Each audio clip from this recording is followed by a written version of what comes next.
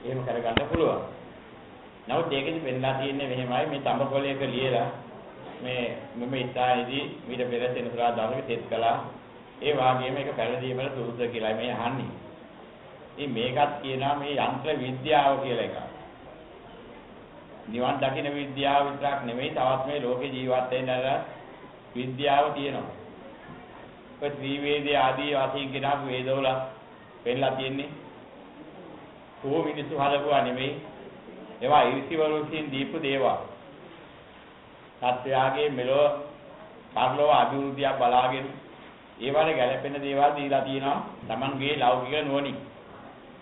ඉතින් ඉරිසිවල මහා ඉරිසිවල කියලා හිතන් කියන්නේ සාමාන්‍ය අය නෙමෙයි. අපේ මේ ලෝතර බුද්ධත්වයේ පදන මහා බෝසතාණන් වහන්සේලා ප්‍රඥා පාරමිතාදී ගුණාංගයන් පූර්ණ්‍ය කරන අවස්ථාවවලදී අන්න උන්වහන්සේලා උපදින අධිබවවල ස්වභාවය. එපදුනා මේ මහා ඥාන ශක්තිය ඒ වාගේම බල වර්ධනය කරගෙන ලැබෙන නිසා උන්වහන්සේලාට පංචා විඥා අෂ්ට සමාපත්තිලාභී ආදී තත්ත්වයන්පත් වීමේ විශේෂ හැකියාවක් තියෙනවා.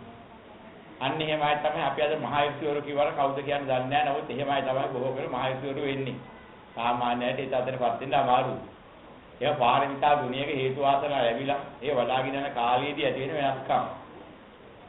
ඉතින් අන්න එහෙම අවස්ථාවල තමයි උන්වහන්සේලා අර වගේ ලෞකික වශයෙන් මෙලොව බෙහෙත් ඖෂධ හදා ගන්න හැටි ආයුර්වේදයේ කියන විද්‍යාව ඒ වගේම ওই නක්ෂාස්ත්‍ර ක්‍රම මේ වගේ දේවල් වලින් ලෝකයට යම් යම් යහපත් මාර්ගය පෙන්ලා දුන්නා. නිවන් දකින්න නෙවෙයි. නමුත් ලෝකේ ජීවත් වෙනකම් හොඳින් කටයුතු කරගන්න මාර්ගය. අන්න ඒ වගේ ක්‍රමවලදී දීපු දෙයක් තමයි යන්ත්‍ර මන්ත්‍ර ආදී කියන ඒවා තියෙනවා එහෙම ක්‍රමයක්. ඒකේ මූලික ශාස්ත්‍රය දීලා තියෙනවා ඒක චක්‍ර.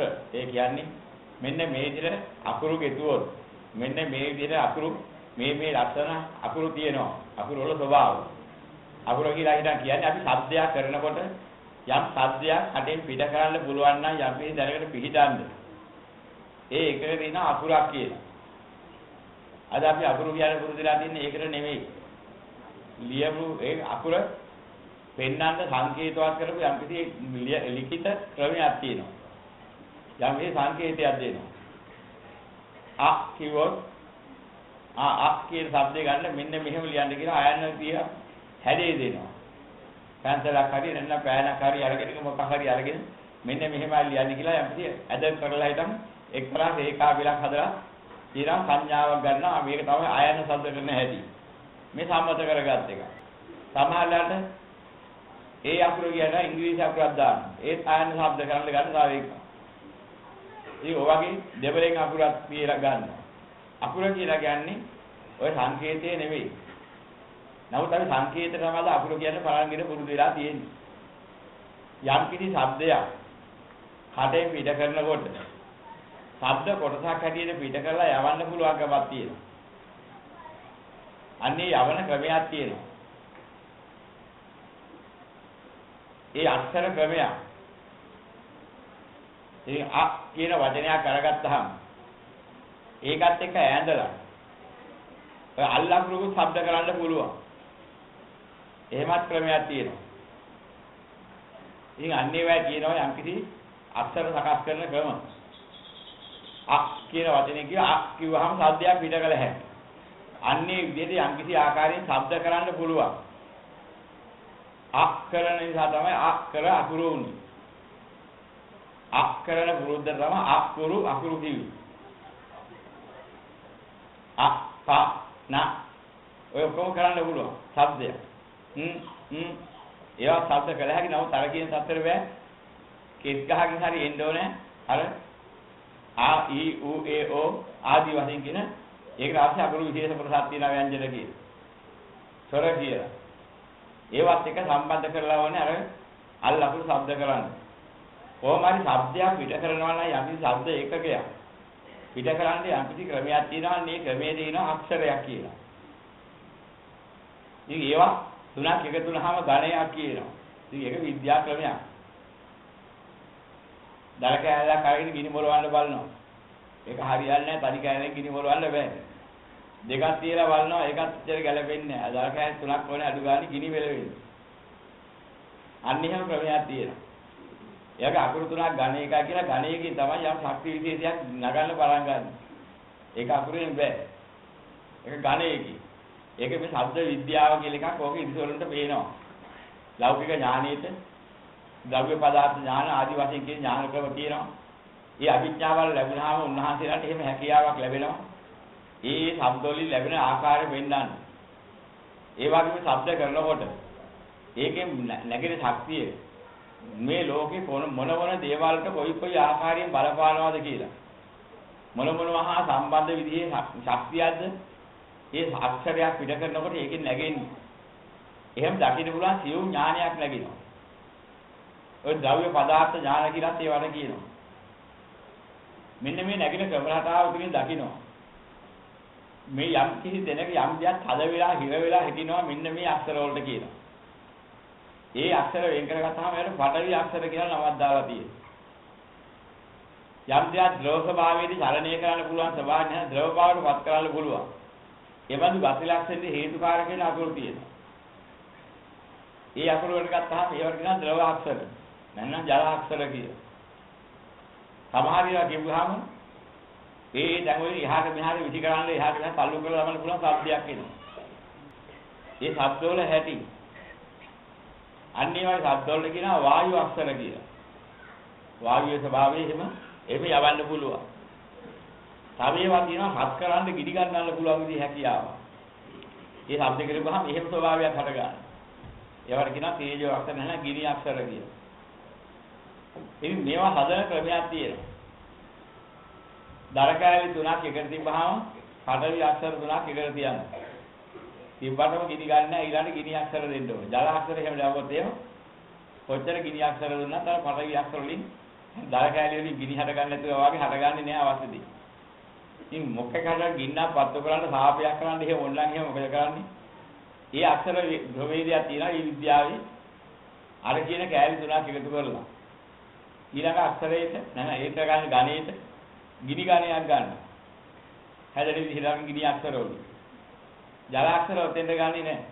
ඒ විදිහට හදනවා අපි විදිහක මන්ත්‍ර එන්නම් කාව්‍ය ක්‍රමයක් හරි මොනවා හරි ක්‍රමයකට වාක්‍ය හරි ගොතනවා. ගොතලා හැදුවාට පස්සේ ඕකෙන් ඒ දේවල් කරන්න පුළුවන් වේද ක්‍රමයක් තියෙනවා. මෙන්න මෙහෙම ක්‍රමයකින් තමයි මන්ත්‍ර ශාස්ත්‍රයේ ආදිය සකස් කරලා තියෙන්නේ. ඒක අද බොහොම නස්තාවදීට ඒවා සම්පූර්ණ නැහැ. මුල් කාලේ ඒවා තිබුණා බොහොම ගැඹුරු විදිහට. ඒවත් කවින් වස් කවින් මන්ත්‍ර විවිධාකාර වැඩ කරන්න පුළුවන් જાති ශබ්ද වේගයේ ශබ්ද විද්‍යාව මුල් කරගෙන එහෙම හැදුවා. අදත් මේ බුදුදහම ඉති වෙන්නා වූ විවිධ බුදුගුණ දහම් ගුණ සගගුණ මුල් කරගෙනත් ඔය විදිහට හදලා ගොතලා තියෙනවා ඒවා දැනගෙන හිටපු කාලේ. වේදයේ බලපෑවා මේ බුදුදහමට. ඒ මහායාන ධර්මයත් එක්කලා හුඟක් දුර මේ වේද සම්බන්ධය එකතු වුණා. ඊට පස්සේ ඒකෙනුම් ගන්න පුළුවන් ප්‍රයෝජන අරගෙන මේ බුදුදහමේ තියෙන ගුණත් අරගෙන ඒවෙන් නොඑක් දේවල් ගෙතුවා. හැබැයි ඔය වෙනින් අපිට ප්‍රයෝජනයක් ගන්න මොනවා හරි එකක් තියෙනවා ඔය කාගේවත් එකක් නෙමෙයි ඒක ලෝක ස්වභාවය. ගිනි අක්ෂර කාගේවත් නිෂ්පාදනයක් නෙමෙයි හඬේ හැටි. ජල අක්ෂර කියන එකේ හඬේ හැටි. ඉතින් ඒ වගේ දේවල් ගැලපිලා ආපුවාම ඒකෙන් විවිධාකාර යහපත් දේවල් කරන්නත් පුළුවන් අයහපත් දේවල් කරන්නත් පුළුවන්. පිහියක් හදාගත්තාම අපි පිහියෙන් ඕන දෙයක් අවශ්‍ය දෙයක් කපා ගන්නත් පුළුවන් එළවලු කපා ගන්න පුළුවන් කාගේ බෙල්ල කපන්නත් පුළුවන්. ඒ පිහියෙන් ඒකට අපි දැන ගන්න පිහිය අවශ්‍ය දෙයට පරිහරණය කරන නිසා අනුගේ කන කපන්න වෙල්ල කපන්න පරිහරණය කරන්න හොඳ නැහැ. ඒකට ගැලපෙන්නේ නැහැ. ඒ වගේ මේ මොන හරි මේ මන්ත්‍ර ශාස්ත්‍ර මොන හරි කමන්නේ තිබුණාම යමකින් හොදක් කරගන්න පුළුවන් නම් හොදක් කරගත්තාට කිසි ප්‍රශ්නයක් නැහැ. ඒකේ නරකක් කරන්න තමයි හොඳ නැත්තේ. ඒ වගේ මේ ඔය ක්‍රමරටාවක් තියෙනවා. මේ අක්ෂර හදාන් කරනකොට ඒවට ගන්න යන්නම් පහඩු. ඔය කිරණ ශක්තිය ගැබ් වෙලා තිබෙන විවිධ ක්‍රම ඒවා තමයි ද්‍රව්‍ය පදාර්ථ ඥානීය ගෝචරව තමයි කිව්වේ. සමගින් ආදියක් තියෙනවා මේ පොළොවෙන් ගන්න වර්ගය. ඒක ලෝහ වර්ගය. ඒකේ මෙහෙම ශබ්ද තරංගයක් දුන්නොත් මෙන්න මෙහෙමයි ඒකේ පිහිටන්නේ. ඒ ද්‍රව්‍ය පදාර්ථ ඥානීය කියයි දකින්න. දැකලා කියනවා මෙන්න මේක තම තහඩුව ගැඳපන්. ඒතර ඒ වගේම යම් කිසි බුද්ධලේකට විනකරණය හම්බක් ගන්නවා ඊයන් තහඩුව. ඒකට ගණින් ඊයන් තහඩුව. ඉතින් ඒවැ ගන්නේවත් වෙනව නොගන්නේවත් වෙනවා. ඒක උඩ ගණින් කියලා වෙන්නේ නැහැ. ඊයන් තහඩුවක් එහෙම ගන්න එපා මහා සාපේන එකක් ඒක. ඕක අරගත්තාම පස්සේ ඕකේ දිග පළල බිම්මක් තියෙනවා. හොඳ බිම්මක් තියෙනවා නරක බිම්මක් තියෙනවා නරක බිම්ම ගන්න එපා කියලා පෙන්නනවා. පස්සේ ඊට පසත්වරුසේ එපා කිව්වේ කරගෙන අන්තේ ඉණ කළා. එපා කිව්වේ එපා හින්දා හොඳ නැති හින්දා. ඒක තමයි මට ඕනේ. කොහොමද දුන්නා බේත් ක්‍රමත් ඒ වගේ. බේත් දුන්නා වගේම විස බේත් වර්ග තියෙනවා සමහර අය බඩේ දරුවෙක් ඉන්නවා නම් දෙන්න එපා. මෙන්න මේවා දුන්නොත් එහෙම අම්මත් මැරෙනවා දරුවත් මැරෙනවා පරිස්සාව වියලා. ඒකෝර දුන්නේ අනුකම්පාවෙන්. ඉතින් මෙන්න මේවා දුන්නොත් දරුවා මැරෙනවා අම්මා නෙමෙයි. එහෙනම් දරුවා මැරෙන නිසා දෙන්න එපා. මේක තමයි වුණ කොහොමද අපිට. අසත්පුරුෂයෙක් ඕක අරගෙන ඉවෙලා කොහේ හරි පැටියෙක් අතලා ඕක බලන්න දෙනවා ඒක. ඕක ගබ්සා වේතක් වෙනවා. ඉතින් ඉරිසිවරු ගබ්සා කරන්න බෙහෙත් දුන්නේ නැහැ. මෙන්න මේවා ගන්න එපා කියලා දුන්නා. ගත්තොත් විනාශ වෙනවා කියලා යහපත අනුකම්පාව. අසත්පුරුෂයෙක්ගෙන් අයිති ප්‍රයෝජන ගන්න. කැත්ත බිහි හදලා තියෙන්නේ අවශ්‍ය කෙන එළවලුවක් හරි මොනවා හරි කැලක් කපා ගන්න බෙල්ල කපන්න ගන්න හැදුවේ නැහැ. නමුත් අසත්පුරුෂයවකින් අනුන් අහන්න ගන්න. අන්න ඒ වගේම මන්ත්‍ර ශාස්ත්‍රයේ ඒ වගේ මේ දුන්න වේද ක්‍රම නරකයි මේවා ගන්න එපා. මෙන්න මේ හොඳ පැත්ත මේක ගන්න කියලා ඒ අනුකම්පාවෙන් දුන්නේවා. අසත්පුරුෂය නරකයි කිව්වකින් වැඩ ගන්න පටන් ගත්තා. ඒවා තමයි අනවින කොළි විනාදී වශයෙන් කරන වැඩ. ඉතින් මේ වගේ මේවා තියෙනවා යම්කිසි ක්‍රමයක්. ඒකේ තියෙන දිග පළල කියලා දෙකක්. සාදුවක් ගන්නකොට. ඒකේ දිග ප්‍රමාණයක් ගන්නවා නම් පළල ප්‍රමාණයක් ගන්නවා නම් ඒක අඳින්න ගන්න එකේ දිගමින් සමාන ගුණයක් තියෙන්න ඕනේ. හොඳ යඩෝල. ඒ වගේ දිගුණයක් આવොත් එක නරක වැටට ගැනිනවා. ඉතින් මේක හරි ගැඹුරුයි මම ඒකයි කියන්නේ මොකද? ඔය හදිසිය අරගෙන පල්ල ගන්න ඉස්සෙල්ලා පොඩ්ඩක් බලන්න ඕනේ මේ මේ ක්‍රමයටත් තියනවාද කියලා. නැත්නම් හොඳ වගේම නරකක් තියෙනවා. ඉතින් ඒක විද්‍යානුකූල පැත්තක්. යම්කිසි සාහදුවක යම්කිසි මොනවා හරි ලෝහයක ආදී වශයෙන් දැන් යම්කිසි කෝරක දිග පළල ප්‍රමාණ අනුව ඒවට ඇද ගන්න ආකාශයට වෙනවා. ඒකින්නේ ඔක හොඳ උපමාවක් තමයි මේ කාලේ අපි ඇන්ටෙනාව කියන එක දකිනවා. ඔගොන් රූප වාහිනී ආදී යන්ත්‍ර වලට ගන්න ඇන්ටෙනාව කියලා දිනවා තරංගය ඇදලා ගන්න. ඕකේ පුරු ප්‍රමාණයක් තියෙනවා. ඒ ප්‍රමාණය ඉක්මවලා දික්කරොත් ඒ තරංග මාත්‍ය දෙන්නේ නැහැ වෙන එකක් ඇදෙන්නේ. ඒක ලංකල යුතු ඈත් කළ යුතු ප්‍රමාණයක් තියෙනවා කියන එකට ඒ අනුව තමයි ඒක අවශ්‍ය තරංග මාත්‍ය වෙන් කරගන්න. එදා කියනවා මෙන්න මේ જાතිය තරංගයක් ගන්න මෙන්න මේ જાතිය ඇන්ටෙනාවක් දාපළ. හදලා දෙනවා. ඉතින් ඒක අපි දකිනවා ඔකත් අද මේ විද්‍යාවේ හැටියක් හොඳට පැහැදිලි කරන්න පුළුවන් දෙයක්. එහෙනම් මේ දිග පළල වෙනස් වෙනකොට ප්‍රමාණ දුර වෙනස් වෙනකොට තුරළඟ වීමේදී එකින් එක අතර තියෙන ආකර්ෂණ සම්බන්ධතාවයන් විවිධාකාර ශක්ති විශේෂ ගන්නවා විසිරු කරනවා ඒ වගේ ක්‍රියාත්මක වෙන්නේ. ඉතින් ඔය වෙන්නේ සමහර ඒවා හොඳයි සමහර ඒවා නරකයි. ඒ වගේ එක ගුණයක් පළල තියෙනවා නම් ඒ වගේ දෙගුණයක් එහෙම දික්කොලොත් ඒකෙන් සිද්ධ වෙන්නේ විසක්. ඒවා ගන්න සාප කරන්න. ඒවා ගන්න එපා කිව්වේවා.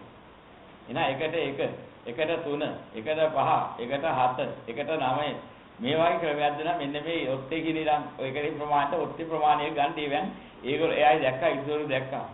එහෙම සාදුවකින් විහිදෙන ශක්තිය තියන්න නරක නැහැ. ඒක හොඳ එකක් විහිදවන. එදා සෙට් කරන ඒවාට ලියන්න සාමාන්‍ය ලියනකොට එකට එකක් දිග අඟල් දෙක නම් පල්ලත් අඟල් දෙකයි. ඒ කියන්නේ සමානයි. එකට දෙක ගත්තොත් එහෙම අඟල නම් අඟල් දෙක ගත්තොත් එහෙම සාපා. ඒක සැර වැඩි ඒක විසයි. ඒක හතර ගන්නත් බෑ. ඉරත් ඒවා ගන්නකොට දොස් හිටනවා. අන්න එහෙම ක්‍රමයක් තියෙනවා. ඉතින් ඒ ක්‍රමවේද බලාගෙන ඉන්නේ මේවා පළඳින්න හදන්න ආවම කරන් නිකන් හදන්න බෑ. ඉතින් හදාගන්න ක්‍රමවේදයක් තියෙනවා. එතන ගන්න සාහදුවේ නිකන් හදලා බෑ. ඔක තියෙනවා කොටුවක් ගහන්න. ওই ප්‍රමාණෙට. වැඩි හරි අහක් කරලා හිටන් ඒ කොටුවේ ප්‍රමාණයට ඉරි දෙකකින් නොකැපෙන ඉරි වලින් ගහන මෙහෙම වේදයක් ඒ වේද ක්‍රමයක් ඔය කියන්නේ.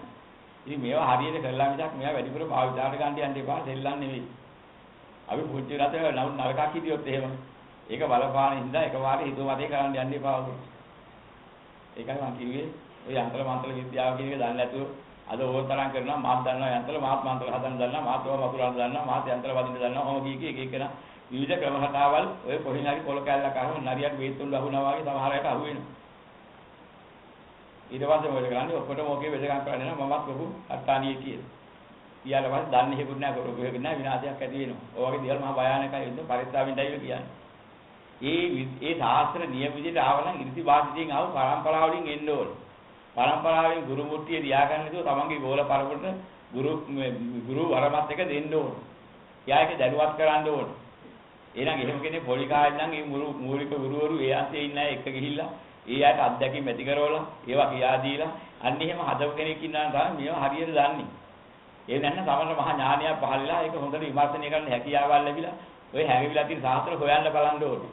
එහෙම හොයනට ඔය අහුවෙලා ඉත සකස් වෙලා යනවා මේවා වැරදිනේ මේවානේ හරි ක්‍රමයේ කියලා එහෙමත් දකින්නවා. එහෙම ක්‍රමවේදයක් තියෙන්නේ. ඒක බාහිරම්පරික වෙන්න ඒක මහා ඥානයක් තියෙන කෙනෙක්. ඒ තමන්ගේ ඥානය මෙහෙයවලා වැඩෙත් දැන් මේවයි හරි දැන් මේවයි මොකද්ද වැරදිනේ කොහොමද හරියන්නේ මොනවද ඒකට හේතු කියලා. අර ද්‍රව්‍ය පදාර්ථ ඥානීය මාත්‍රයක් හරි මතුවලා නම් ඕවා ටිකෙන් ටික අහුවෙලා වැරදි යහක් කළා හරි පැත්ත සුද්ධ කරලා ගන්න පුළුවන්. අන්න එහෙම ඒවා තමයි මාත්‍රේ කිව්වේ මේ වගේ දේවල් තියෙනවා.